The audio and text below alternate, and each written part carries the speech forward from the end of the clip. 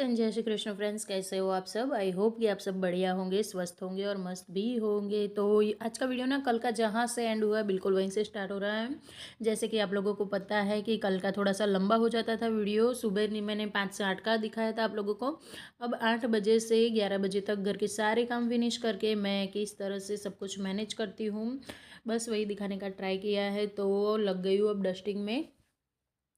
सुबह के काम जो होने थे वो हो चुके हैं। अब क्लीनिंग हो का काम स्टार्ट हो गया है। तो क्लीनिंग के लिए सबसे पहले तो डस्टिंग ही होगी। चीज़ें जो बिखरी पड़ी हुई हैं उनको समेटना होगा, चीज़ों को अपनी जगह पे रखना होगा, फिर जाके कुछ क्लीनिंग होगी।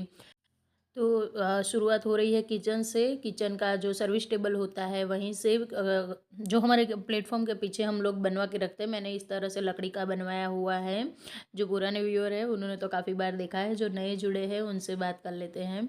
तो और हाँ, वीडियो अगर बिल्कुल पहली बार नए आए हैं तो चैनल को सब्सक्राइब करके जाए, ताकि अच्छे अच्छे और प्यारे प्यारे से वीडियो आप लोगों को मिलते रहे। तो सर्विस टेबल के ऊपर का भाग जो था क्लीन कर दिया, जो भी बिन फालतू की चीज़ें थी उनको हटा दिया। और अब जो फर्नीचर है उसको मैं क्लीन कर लूँगी, क्योंकि डेली के डेली अगर हम इस तरह की क्लीनिंग नहीं करते हैं ना, तो हमारे घर दिन ब दिन मतलब ज़्यादा गंदा होता जाता है। और ऊपर से मेरा तो फर्नीचर का कलर भी ऐसा है कि डेली क्लीन ना करूँ तो काम ही नहीं चलेगा। बिल्कुल हाथ के निशान धब्बे दिखते रहते हैं, तो बिल्कुल अच्छा नहीं लगता है। तो इसीलिए सबसे पहले सर्विस टेबल की क्लीनिंग कर दी। उसके बाद जो किचन का फर्नीचर है उन सब के ऊपर एक कपड़ा मार दूंगी। गीला कपड़ा ही लगा देती हूँ ऑलमोस्ट मैं, या तो फिर अपना खुद का घर का बनाया हुआ जो होममेड रहता है क्लीनर, वो उससे क्लीन करती हूँ। लेकिन इतना भी गंदा नहीं होता, क्योंकि मेरी आदत है कि मैं डेली के डेली डस्टिंग करती ही हूँ, चाहे कुछ भी हो जाए किसी भी टाइम। ऐसा ज़रूरी नहीं है कि सुबह ही काम कर ले या फिर शाम को ही करे, या फिर के कोई पर्टिकुलर मेरा ना फिक्स टाइम नहीं होता है। लेकिन हाँ, ये ज़रूर होता है कि डेली दिन में एक बार फर्नीचर के ऊपर कपड़ा मारना ही मारना है, ताकि उनकी शाइन भी बनी रहे और घर एकदम नीट एंड क्लीन मिले जब भी चाहिए तब। तो इस तरह से होती है मेरे किचन की क्लीनिंग। प्लेटफॉर्म और काउंटर टॉप तो पहले से ही क्लीन कर दिया था मैंने। उसके बाद मैं सीधा ना किचन से, इस तरह से ही मेरी सफाई करने का एक पर्टिकुलर ढंग रहता है कि पहले किचन क्लीन करो, उसके बाद फिर डाइनिंग टेबल पे आ जाओ। जो भी चीज़ें फैली हुई है उनको समेट लो, ठीक कर लो। अगर कपड़ा बिछाना है तो बिछा देना है, नहीं बिछाना है तो कोई बात नहीं है। और ये जो विंटर की खाने की चीज़ें हुई होती हैं वो सारी मैं डाइनिंग टेबल पे इसलिए रखती हूँ, ताकि आते जाते सबकी नज़र पड़े और बच्चे आते जाते खा ले। और हमें भी खुद को नेगलेक्ट नहीं करना है, खुद के लिए भी थोड़ा सा सोचना है, क्योंकि घर का इंजन ही हम लोग होते हैं। अगर इंजन ही काम नहीं करेगा तो फिर आगे तो क्या ही कर सकते हैं। तो खूब खाइए पिए और तंदुरुस्त रहिए और खूब खुश रहिए। अब आज मैं ना आई हूँ ऊपर बच्चों के कमरों को क्लीन करने के लिए, क्योंकि काफ़ी ज़्यादा गंदगी बचा के रख दिए उन्होंने। और ये कपड़े कुछ चाहिए थे उनको, तो सारे कपड़े नीचे फेंक दिए, क्योंकि स्कूल में जाने के लिए लेट हो रहा था दोनों को। और सुबह सुबह ना बच्चे ठीक से कुछ चीज़ें करते नहीं है। और यूनिफॉर्म उनकी नीचे थी और ऊपर ढूंढने चले गए थे दोनों भाई। मैं काम में बिजी थी तो मुझे पता नहीं था, और इतने में दोनों ने पूरा कबर्ड फैला दिया। जितनी भी चीज़ें थी उनके रूम की सारी ऑलमोस्ट फैली हुई थी। तो फिर ना सारा काम छोड़ के मुझे भाग के आना पड़ा। चलिए, अब ऊपर आ ही गए तो क्लीनिंग की शुरुआत ना सबसे पहले करते हैं कपड़ों से, क्योंकि पहले कपड़ों को अच्छे से फोल्ड करके रखना पड़ेगा।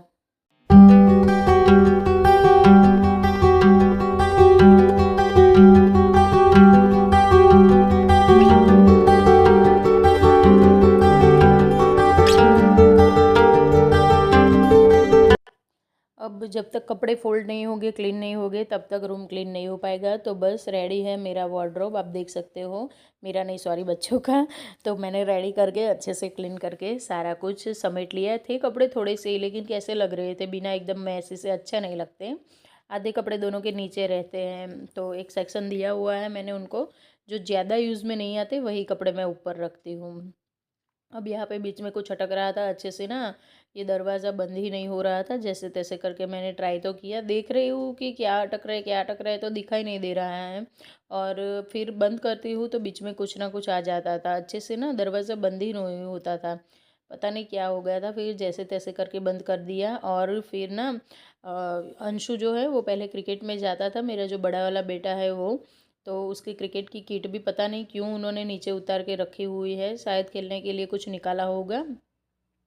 इसीलिए निकाल के रखी होगी। तो फिर रख दिया है उसको मैंने फिर से अपनी जगह पे। और उसके बाद वैसे तो ये स्टडी टेबल के सबसे ऊपर रहती थी, लेकिन पता नहीं बच्चे हैं कुछ ना कुछ चीज़ की ज़रूरत होगी तो उतार लिया होगा।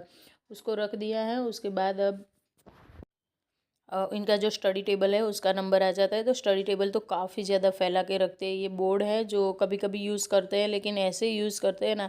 और वैकेशन में ना सारे बच्चे यहाँ पे आए हुए थे, तो सब ने मिलके बढ़िया तरीके से ना रूम को फैलाया है और चीज़ों को गंदा किया। उसके बाद हम लोग घूमने चले गए थे। वहाँ से आने के बाद फिर मुझे मम्मी के यहाँ जाना पड़ा, और आने के बाद फिर मैं घर की क्लीनिंग में जुटी हुई हूँ, जो अभी तक मेरा अच्छे से क्लीन नहीं हो पा रहा है।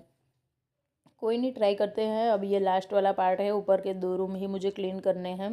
एक तो स्टोर रूम है, ऊपर 3 रूम है ऊपर की ओर, लेकिन तीसरा रूम तो स्टोर रूम की तरह ही हम लोग यूज़ करते हैं, तो उसकी क्लीनिंग अभी नहीं करूँगी, क्योंकि ना तो वहाँ पे कोई जाता है ना ही कोई फैलाता है। सिर्फ मैं ही जाती हूँ, और मैं जब भी जाती हूँ तो चीज़ों को समेट के ही आती हूँ। तो वो रूम इतना गंदा नहीं है, बस झाड़ू ही मार दूँगी। लेकिन ये जो दोनों रूम है ना, वो दोनों ने बहुत ज़्यादा गंदे किए हुए थे, और ऊपर से ना गेस्ट भी आए हुए थे।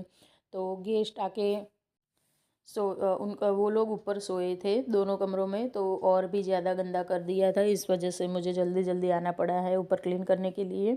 तो यहाँ पे सबसे पहले जो ब्लैंकेट है उसको फोल्ड करके मैं साइड में कर दूँगी। साइड बाय साइड चीज़ों को पहले हटाती जा रही हूँ, और उसके बाद फिर क्लीन करूँगी।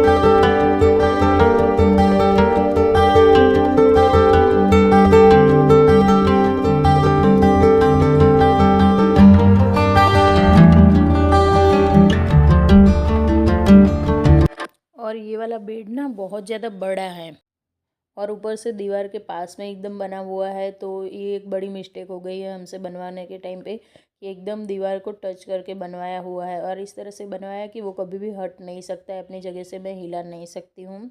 तो इस वजह से ना, तो जब भी मुझे इस तरह से क्लीनिंग करनी होती है, यहाँ पे जो बेडशीट बिछानी होती है, तो बहुत ज़्यादा प्रॉब्लम आ जाती है। लेकिन जैसे तैसे बहुत मेहनत करने के बाद लगभग 15 मिनट लग गए थे, तब जाके ये बेडशीट बिछी थी। एक तो बेडशीट का फैब्रिक भी इस तरह का है कि जल्दी से भीगता नहीं है, कॉटन का नहीं है, और यहाँ पे ज़्यादा यूज़ नहीं होता, तो मैं इतना ज़्यादा चेंज करने भी नहीं आती हूँ। इसी की बेडशीट को वॉश करके मैं इसी को लगा देती हूँ बारी बारी से। तो ना इस वजह से थोड़ी सी मेहनत लगती है। चलिए, अब रूम क्लीन हो चुका है फाइनली। बहुत मेहनत के बाद देखने के लिए लगता है कि 2-5 मिनट में क्लीन हुआ है, लेकिन आधा घंटा मुझे दोनों रूमों को सिर्फ ठीक करने में लगा था। उसके बाद झाड़ू वाड़ू सब कुछ करते करते हो ना, इस दिन मुझे काम की इतनी ज़्यादा देरी हो गई थी ना, कि मैं क्या ही बताऊँ। तो चलिए, उसके बाद एक रूम क्लीन करके आ गई हूँ मैं दूसरे रूम में। ये युग का रूम है, कहने के लिए सिर्फ।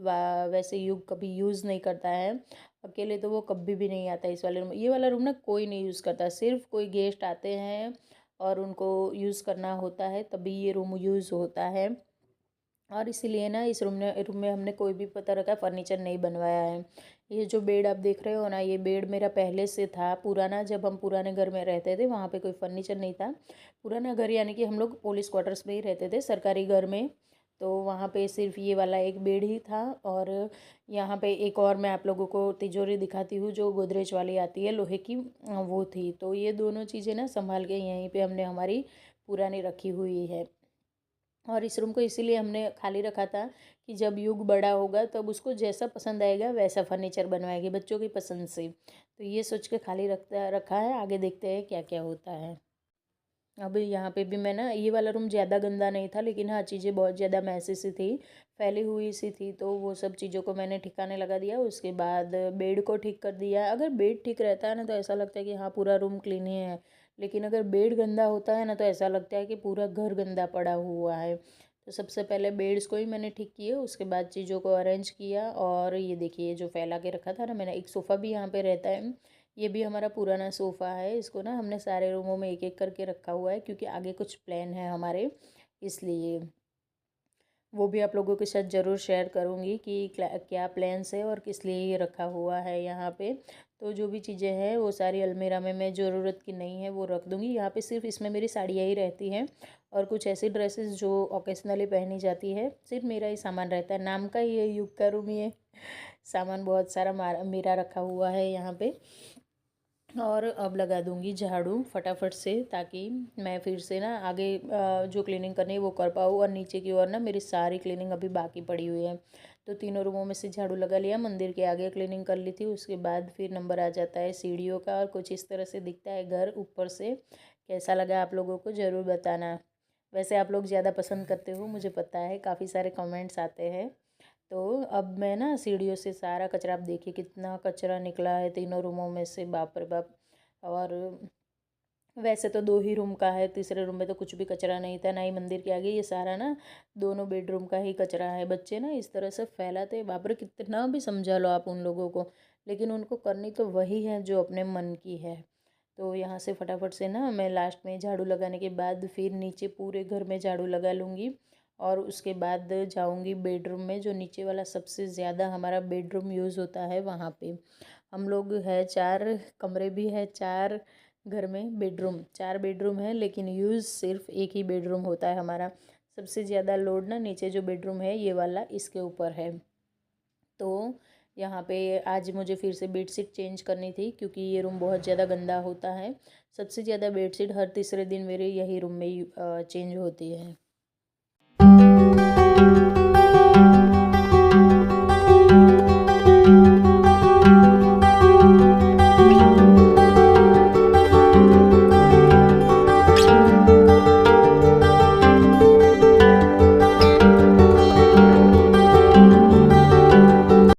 जब बेडरूम ये यूज़ होता है तो ऑब्वियसली हमारा रेडी होना सब कुछ यहीं पे होता है। तो यहाँ पे भी बहुत ज़्यादा, मतलब जो चीज़ें यूज़ ज़्यादा होती है गंदी भी वही ज़्यादा होती है, तो क्लीनिंग भी वहीं पे ही ज़्यादा होती है।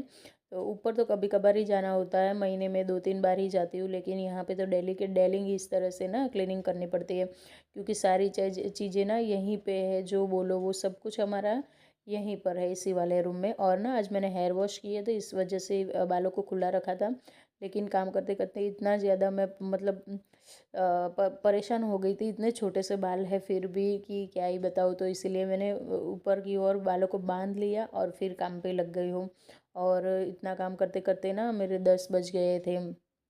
उसके बाद मुझे खाना भी बनाना था और बाकी सारे काम भी बहुत ज़्यादा बाकी थे, और अभी तो पोछा भी लगाना बाकी है। तो इसलिए ना मैं यहाँ पे फटाफट से अपनी चीज़ें जो भी है उसको अरेंज करती जा रही हूँ, और जो चीज़ें काम की नहीं है उसको हाथ के हाथ निकाल दी जा रही है। तो मैं जब भी इस तरह से क्लीनिंग करती हूँ ना, तो जो बिन फालतू की चीज़ें होती है उनको मैं डिस्कार्ड ही कर देती हूँ, ताकि ज़्यादा भीड़ ना रहे यहाँ पे। उसके बाद फिर मिरर को, जो हमारा साथी है हमें सच बताता है कि हम कितने मोटे हुए, पतले हुए, काले हुए, वो सब दिखाता है, उस वाले को क्लीन कर लेते भाई। सबसे ज़्यादा हमारा ना दुख दर्द सब यही झेलता है, तो इसको भी क्लीन करना बनता है। चलिए, उसके बाद खाने में आज बना था भिंडी की सब्ज़ी, अरे सॉरी नहीं, मिक्स सब्ज़ी। और यहाँ पे मैं रोटी, और जब भी ना मैं रोटी का वीडियो लेती हूँ ना, उतने में मेरी रोटी जल ही जाती है, पता नहीं क्यों।